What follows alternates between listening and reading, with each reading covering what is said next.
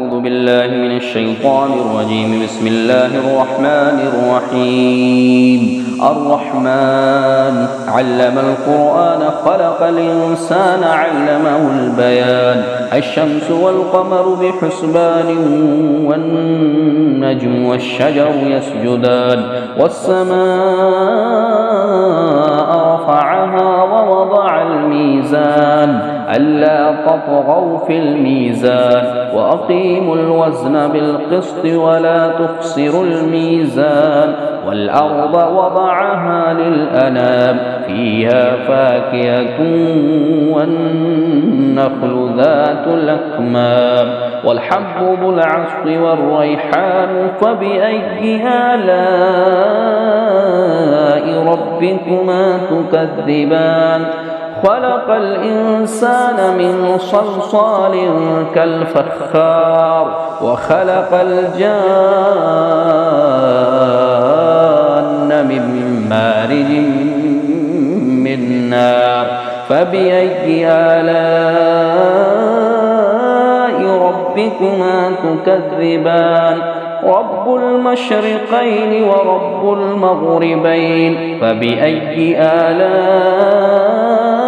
ربكما تكذبان مرج البحرين يلتقيان بينهما برزخ لا يبغيان فبأي آلاء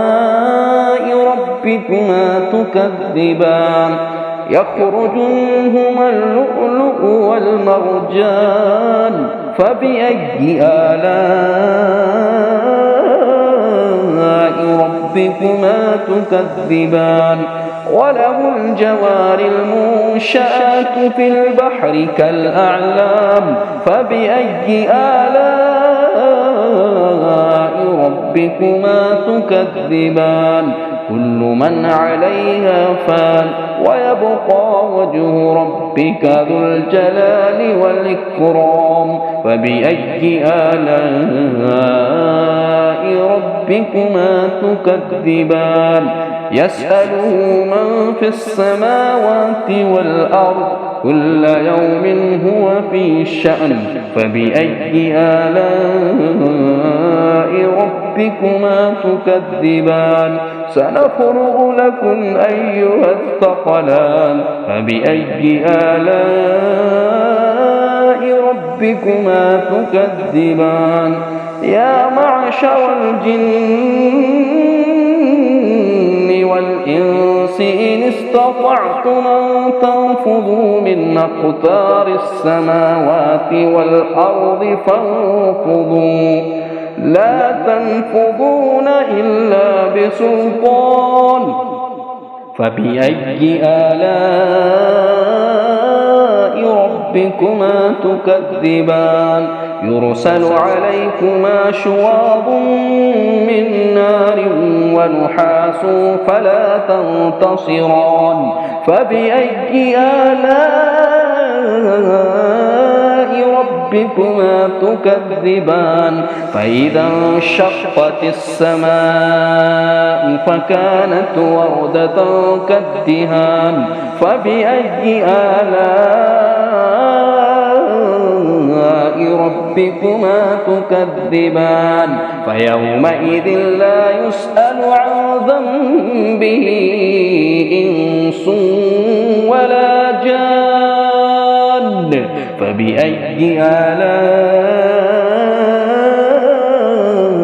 ربكما تكذبان يعرف المجرمون بسيماهم فيؤخذ بالنواصي والأقدام فبأي آلاء ربكما تكذبان هذه جهنم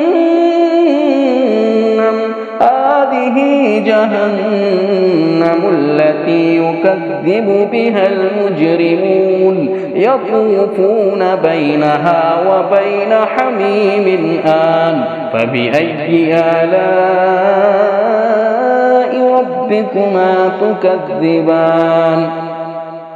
ولمن خاف مقام ربه جنتان فبأي آلاء ربكما تكذبان ذواتا أفنان فبأي آلاء ربكما تكذبان فيهما عينان تجريان فبأي آلاء ربكما تكذبان فيهما من كل فاكهة زوجان فبأي آلاء ربكما تكذبان متكئين على فرش بطائنها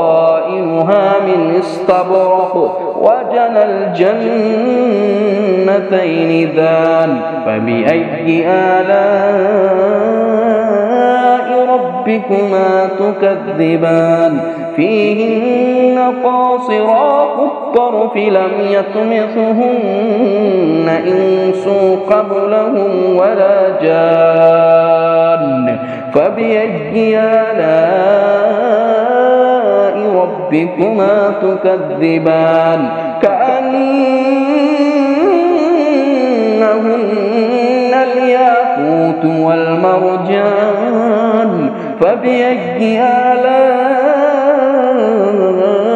ربكما تكذبان هل جزاء الإحسان إلا الإحسان فبأي آلاء ربكما تكذبان ومن دونهما جنتان فبأي آلاء ربكما تكذبان مدهامتان فبأي آلاء ربكما تكذبان فيهما عينان نضاختان فبأي آلاء ربكما تكذبان فيهما فاكهة ونخل ورمان فبأي آلاء ربكما تكذبان فيهن خيرات حسان فبأي آلاء ربكما تكذبان حور مقصورات في الخيام فبأي آلاء ربكما تكذبان لم يطمثهن إنس قبلهم ولا جان فبأي آلاء ربكما تكذبان متكئين على رفرف خضر وعبقري حسان فبأي آلاء ربكما تكذبان تبارك اسم ربك ذي الجلال والإكرام